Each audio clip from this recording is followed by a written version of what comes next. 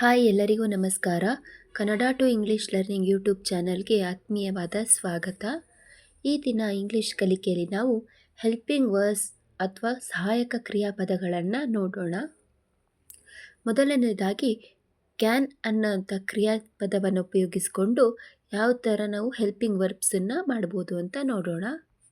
ಇಲ್ಲಿ ರಜನಿ ಮತ್ತು ಶಶಿ ಅನ್ನೋ ಇಬ್ಬರು ಸ್ನೇಹಿತರ ನಡುವೆ ಕಾನ್ವರ್ಸೇಷನ್ ನಡೀತಾ ಇದೆ. ರಜನಿ, ನಿನಗೆ ಸಿತಾರ್ ನುಡಿಸಲು ಬರುತ್ತದೆಯೇ? Can you play sitar? Shashi, ಹೌದು, ನಾನು ಕೊಳಲನ್ನೂ ಸಹ ಬಾರಿಸಬಲ್ಲೆ. Yes, I can play the flute as well. Rajani, ನೀನು ನನ್ನ ಪುಸ್ತಕಗಳನ್ನು ಹಿಂದಿರುಗಿಸುವೆಯಾ? Can you return my books? Shashi, ಇಲ್ಲ, ಈಗಲೇ ಅವನ್ನು ಹಿಂದಿರುಗಿಸಲು ನನಗೆ ಸಾಧ್ಯವಿಲ್ಲ. No, I can't return them yet. Rajani, ನಿನಗೆ ಸಂಸ್ಕೃತ ಓದಲು ಬರುವುದೇ? Can you read Sanskrit? Shashi, ಹೌದು, ನಾನು ಅದನ್ನು ಓದಬಲ್ಲೆ. Yes, I can. ಮೇ ಅನ್ನುವಂತಹ ಕ್ರಿಯಾಪದವನ್ನು ಉಪಯೋಗಿಸಿಕೊಂಡು ವಾಕ್ಯಗಳನ್ನು ಮಾಡೋಣ. ಇಲ್ಲಿ ವಿದ್ಯಾರ್ಥಿ ಮತ್ತು ಅಧ್ಯಾಪಕರ ನಡುವೆ ಕಾನ್ವರ್ಸೇಷನ್ ನಡೀತಾ ಇದೆ.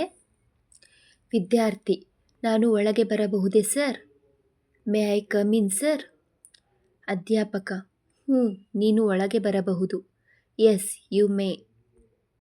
ವಿದ್ಯಾರ್ಥಿ, ನಾನು ಪ್ರತಿಭಾ ಕಾರಂಜಿಯಲ್ಲಿ ಭಾಗವಹಿಸಬಹುದೇ? May I attend Pratibha Karanji sir? ಅಧ್ಯಾಪಕ, ಹೌದು, ಅಗತ್ಯವಾಗಿ. Yes, of course. ವಿದ್ಯಾರ್ಥಿ, ನಾನು ಸುರೇಶನ ಜೊತೆ ಹೋಗಬಹುದೇ sir? Sir, may I accompany Suresh? ಅಧ್ಯಾಪಕ, ಇಲ್ಲ, ಮೊದಲು ನೀನು ನಿನ್ನ ಕೆಲಸವನ್ನು ಮುಗಿಸು. No, you better finish your work first. Could ಅನ್ನುವಂಥ ಕ್ರಿಯಾಪದವನ್ನು ಉಪಯೋಗಿಸಿಕೊಂಡು ಕೆಲವು ವಾಕ್ಯಗಳನ್ನು ಮಾಡೋಣ. ಇಲ್ಲಿ ರಾಜೇಶ್ ಮತ್ತು ಸುರೇಶ್ ಅನ್ನೋರ ನಡುವೆ ಕಾನ್ವರ್ಸೇಷನ್ ನಡೀತಾ ಇದೆ. ರಾಜು, ನೀನು ಈ ಕೆಲಸವನ್ನು ಒಂಟಿಯಾಗಿ ಮಾಡಲು ಆಯಿತೇ? Could you do this work alone? Suresh, ಇಲ್ಲ, ಅದನ್ನು ಒಂಟಿಯಾಗಿ ಮಾಡಲು ನನಗೆ ಸಾಧ್ಯವಾಗಲಿಲ್ಲ. No, I could not. Raju, ನಿನಗೆ ಸಕಾಲದಲ್ಲಿ ನೆರವಾಗಲು ಅವಳಿಗೆ ಸಾಧ್ಯವಾಯಿತೇ? Could she help you in time? Suresh, ಹೌದು, ಸಕಾಲದಲ್ಲಿ ನನಗೆ ಸಹಾಯ ಮಾಡಲು ಅವಳಿಗೆ ಸಾಧ್ಯವಾಯಿತು. S, she could. ರಾಜು, ನನಗಾಗಿ 1 ಲೋಟ ನೀರು ತರುವೆಯಾ? Could you bring me a glass of water? Suresh, ಸಂತೋಷವಾಗಿ. With pleasure. Might, must, ought, would ಅಥವಾ ಶುಡ್ ಅನ್ನುವಂಥ ಕ್ರಿಯಾಪದವನ್ನು ಉಪಯೋಗಿಸಿಕೊಂಡು ಕೆಲವು ವಾಕ್ಯಗಳನ್ನು ಮಾಡೋಣ.